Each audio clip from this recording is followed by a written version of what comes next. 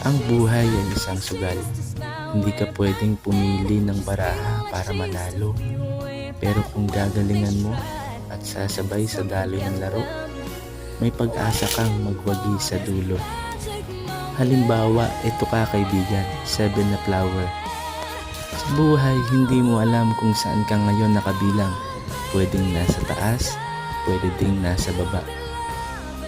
Merong magagandang araw, meron din masasamang araw. Pero hindi laging good days at hindi palaging bad days.